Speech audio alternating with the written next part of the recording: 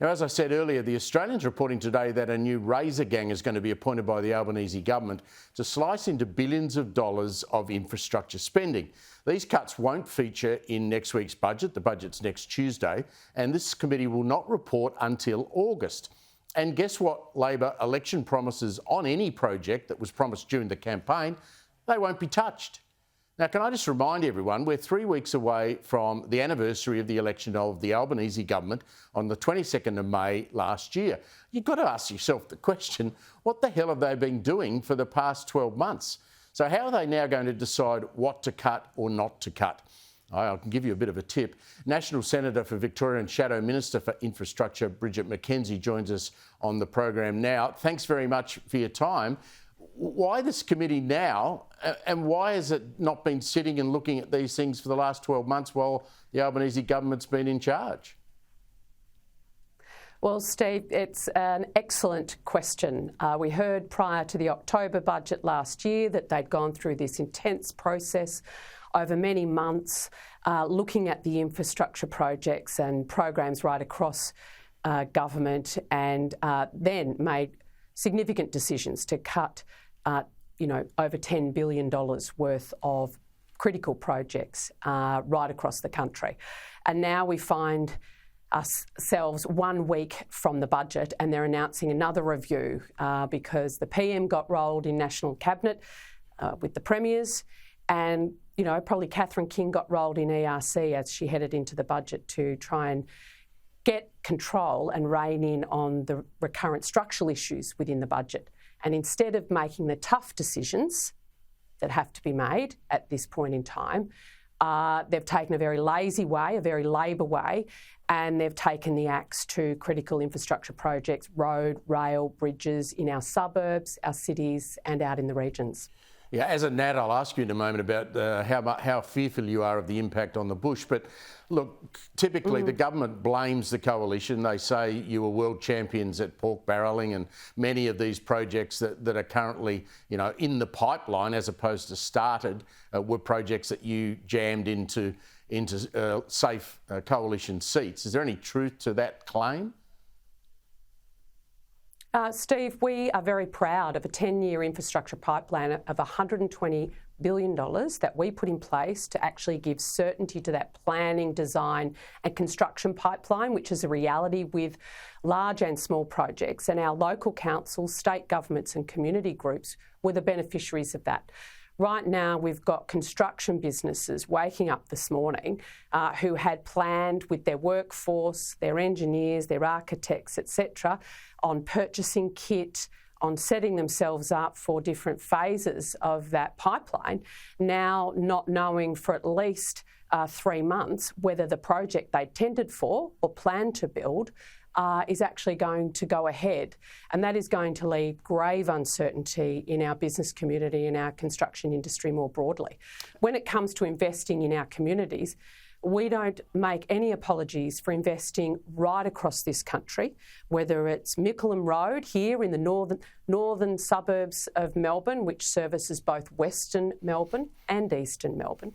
I think the key about these sort of projects, Steve, is the minister that announces the funding is very rarely the minister that cuts the ribbon. You have to have quite a nation-building and long-term focus on investing in these type of things, which we did. And it's very rarely only the suburb where the construction occurs that the benefits will flow, as you see in many of those congestion-busting road projects out in the outer suburbs of Brisbane, Sydney and Melbourne. Are they the projects you're most fearful of, or are there other projects in the bush? I mean, when I hear and read, Senator, about bridges and roads, I mean, I've been driving on country roads in central Victoria the last week or so. The amount of potholes I had to dodge was unbelievable. I mean, surely we're not going to hold up those sorts of projects that are going to improve roads in regional Australia, are we? Well, this is the whole point, Steve. We don't know. We are talking hundreds and hundreds and hundreds of projects potentially up for the gun. And what this government will say is they say, we've just smoothed out the funding timeline, but it'll be funding for start post the next election, and that's just not good enough. It's not good enough, as you say, for the regional roads who've been subjected to unseasonal flooding events over the last 18 months and are just a ruin right along the East Coast.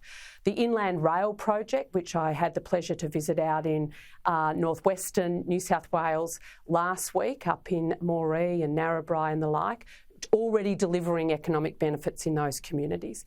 Or whether it's key Melbourne, Sydney, Brisbane, Perth, Tasmanian, Adelaide projects which are making sure people get home safely from work, make sure our product gets to port efficiently and swiftly, and make sure that our regional freight routes are safe to drive on. This is what's at stake. Now, we invested in productivity delivering infrastructure. This government clearly can't get the settings right with the budget challenges it has, and instead of making the tough decisions around structural issues, it's taken the lazy approach to just cut the infrastructure pipeline, which is actually going to lead to quite long-term issues and a slower recovery for our community and our nation. I noticed the Prime Minister donned a baseball cap today with the word yes on the front of it at his address at a rally in Queensland today for the Labor Day. I said at the beginning of the program that I thought it was extraordinary. The AFL has sent a memo to its 18 clubs, Bridget, and you're a Victorian, saying that they've got 8 days. It's now 7 days. 7 days to say whether they are going to back the yes vote in the referendum. Is that appropriate? Well, it sounds a bit like coercion to me. I mean, for the peak body to be writing to presidents of clubs and giving them 7 days for their club to decide on such a significant issue, I think doesn't give them enough time at all. I think we're seeing this referendum question, no matter which side you sit on the question substantively, has the potential to be incredibly divisive. And I don't want to see sporting clubs and our great national code dragged into that. I don't want to see father against son in the spectators. You want them all barracking for the family team. I think it's very, very disturbing. And I think athletes need to stick to their knitting. Like you, I'm a financial member of the club. Do you think the club's going to come to us and say, are you going to vote yes or no? And do you care, what we say about how you should vote? Well, they should do that, but they won't. I mean, will they? They're not going to send it. They're not going to poll all of us. No, I can't see, an example of that actually happening in the short time frame that the AFL has given them. It almost seems as if clubs are going to be bullied into the safe position. And I would encourage clubs to keep it classy and stay out of what is actually going to be quite a serious debate in our body politic and needs to be informed by legal and constitutional knowledge and the deep experience, such as we heard of Tony Abbott today at the parliamentary inquiry.